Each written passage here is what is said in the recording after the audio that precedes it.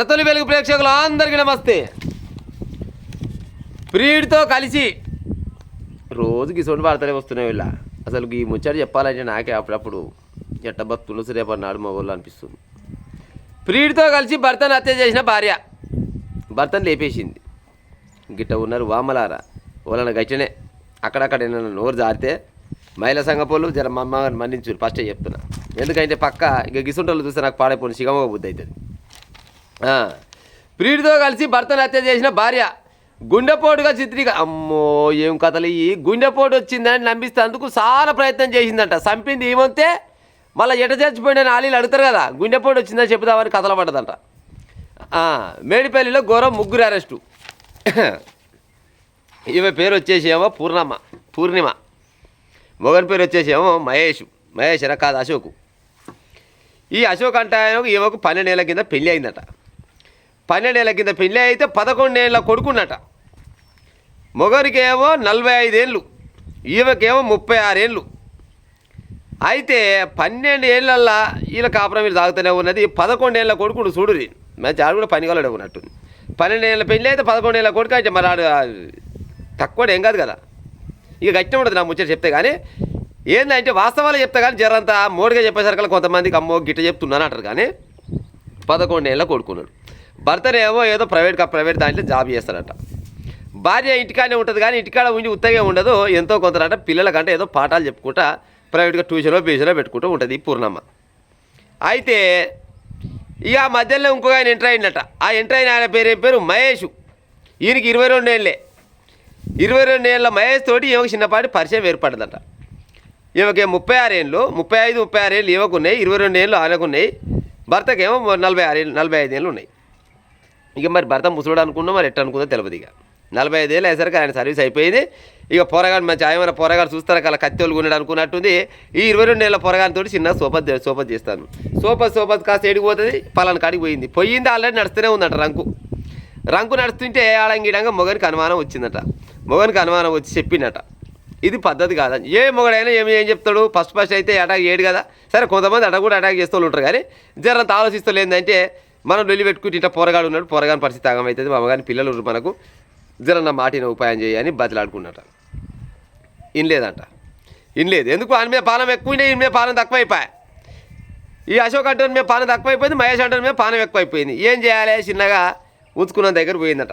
ఉంచుకున్న దగ్గర పోయి మన రహస్య జీవితానికి నా మొగడు అడ్డుపడుతుండు, ఏం చేద్దామంటే ఇంకేముంది లేపేద్దామని ఆడనాడట. మరి కానీ చూస్తామన్నదంట. ఒక్కతోటి అయితే లేదంట, పాడైపోను. అయ్యేసరికి ఒక్కతోటి కాకపోయేసరికల్లా ఈడేం చేసి మహేష్ అంటోడు ఇంకో పొరగాడు ఇంకోటి సాయి కుమార్ అంటే ఇంకోటి అంటే ఆ సాయి కుమార్ అంటోడు చిన్న సోపత్ చేసిండు. నేను పలానాకు మరిగిన పిల్ల జర ఎట్లా చేసి దాని మొగని పని చేయాలి మనం, జర నాకు సహకరిస్తావా అంటే దాని అంత పనిలే ఏమో నువ్వు నాకు మంచి సోపత్ కాలం అయితే చేదంతి అనుకొని ఆడు కూడా సోపత్ అయిందట. సోపత్ అయ్యిండు. ఇక ఈ నెల 11 తారీఖు నాడట ఆయన డ్యూటీకి పోయిండు. ఇక ఇట్లనే ఉన్నది. ఇక చిన్న పిలిపించిందట. నా మొగడు వచ్చేయాలి అయింది.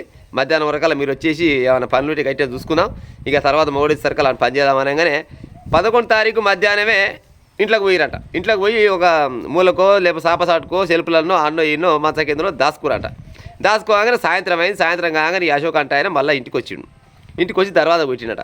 దర్వాజా కొట్టగానే ఏమో డోర్ తీసిందట. డోర్ తీయగానే రండి కడుకుందట. కడుక్కొని అట్ట కూర్చుంటున్నాగానే చిన్నగా ఇంట్లోనే ఉంటుంది కదా, ఇంట్లో ఉన్న వెనకంగా వస్తూనే ఊరట. ఎమ్మటే ఓడి చేయిలు పట్టుకుని ఓడి కాలు పట్టుకుని పిల్లలు నోరు మూసిందంట.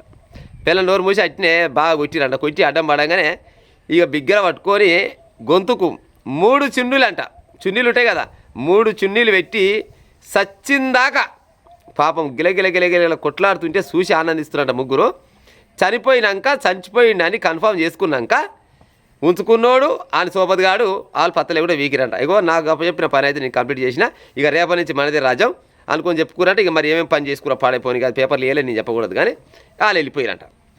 వాళ్ళు వెళ్ళిపోగానే మరి ఇక ఈమె మళ్ళీ పోలీసులు నమ్మేయాలగా అట్టెట్టు అనుకొని గుండెపోటు చచ్చిపోయినా చెప్దాం అనుకొని వాళ్ళు వెళ్ళిపెడతారు. చుట్టుపక్కల వచ్చి వాళ్ళు నీళ్ళు వచ్చి ఇలా పిల్లగాని ఇప్పుడు చచ్చిపోయినా అమ్మాయి కాలకి చెప్పాలి కాబట్టి గుండెపోటు వచ్చిందని వెంటనే దాకాన కొనబోదని పెద్ద దాకాన కొనిపోయిందట. దాకాన కాడ కొనబోగానే డాక్టర్ చేపట్టుకొని చూస్తారు కదా, పానం పోయిందా ఇక చచ్చిపోయినా అనగానే ఏమంటే పోస్ట్ మార్టంకి పంపించారట.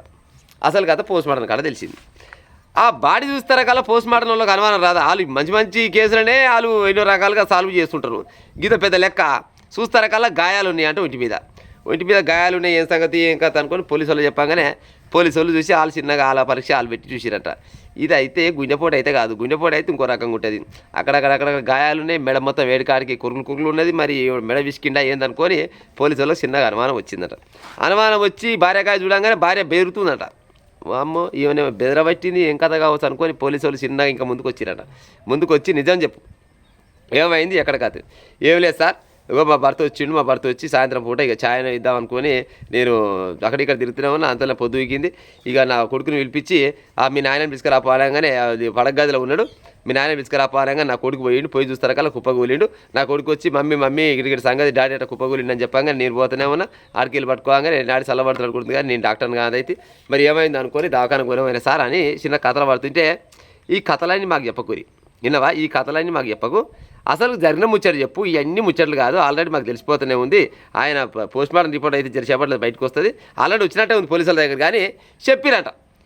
నిజంగా చెప్తావా లేకపోతే మా స్టైల్ అడగాలని చెప్పిందట. అనగానే మర కొడుకు ఇక దొరికిపోయిన అనుకొని ఏం లేదు సార్, నేను 22 నెలల పొరగానికి మరిగిన, నా మొగడు అడ్డుపడుతున్నాడు, అందుకోసమని నా మొగని లేపేసిన. ఇక మరి మీరు అడుగుతారు, చుట్టాలు పక్కలు అడతారు కదా, మరి అలా కూడా ఎంతో కొంత నేను నచ్చ చెప్పుకోవాలి కదా, అందుకోసమనే గుండెపోటు వచ్చిందని చెప్తామంటే నమ్ముతామనుకొని ఇంకట్టాన సార్ అని చెప్పిందట.